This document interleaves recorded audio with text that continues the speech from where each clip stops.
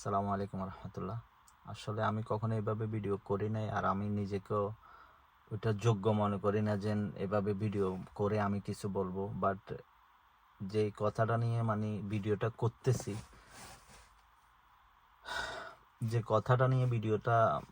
যে বিষয়টা নিয়ে ভিডিওটা করতেছি, আসলে আমার চোখের সামনে এই জিনিসটা আজকে কয়েকদিন ধরে বাঁচতেছে। এবং আমরা যারা বিশেষ করে সৌদি আরবে আছি, আমরা এখানে দেখতেছি, অনলাইনে ঘাটাঘাটি করলে সোশ্যাল মিডিয়া আমরা বারবার দেখতেছি জিনিসটা। কিন্তু ভাবি নেই যে এভাবে ভিডিও করব বা বলবো।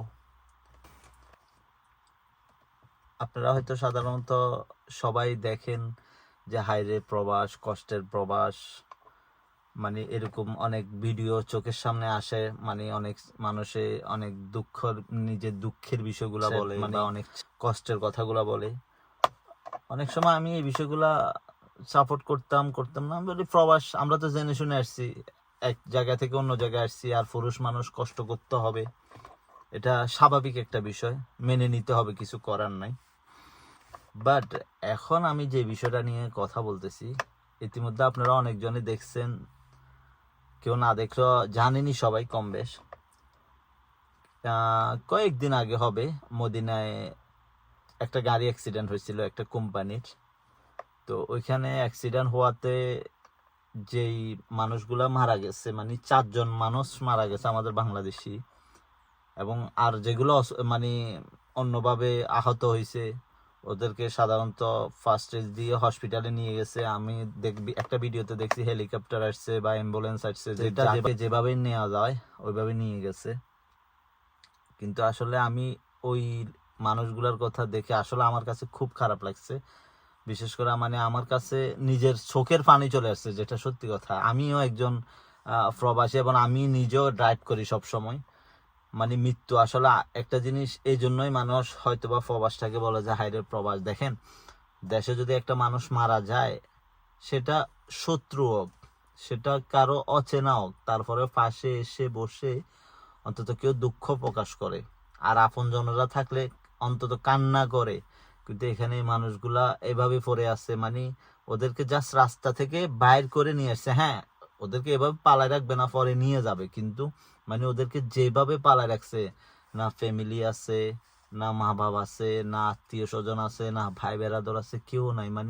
ওদেরকে দেখে আসলে এমন নিজের কাছে এমনটা খারাপ লাগছে, বিশ্বাস করেন। আমি শুধু এটা চিন্তা করতেছি, কি লাভ, কি জন্য টাকা, মানুষ আজকে মরলে কালকে তো আপনার এই টাকার কোনো দামই থাকবে না। আমরা যে এরকম টাকা টাকা করতেছি, আজকে মরে যাই, কালকে আমাদের টাকার কোনো দাম থাকবে না, যেটা সত্যি কথা।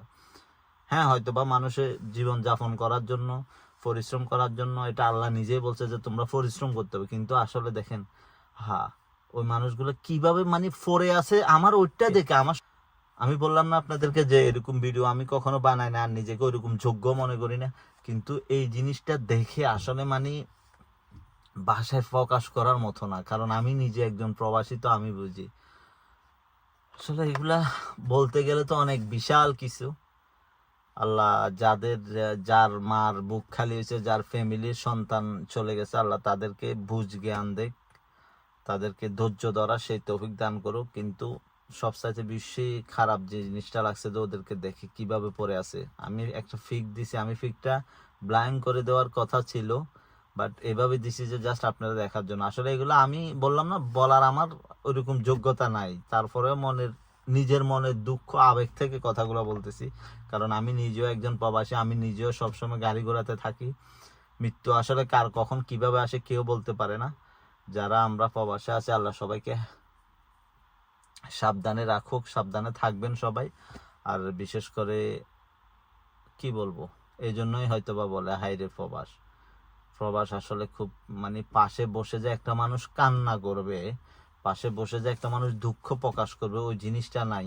আমি দেখলাম একটা ভাঁকা হয়ে আছে, একটা আহা মৃত্যু, আহা মৃত্যু। মানুষ আল্লাহর কাছে তো আমরা সবাই চাই যাতে আল্লাহ আমাদেরকে একটা ভালো মৃত্যু দে,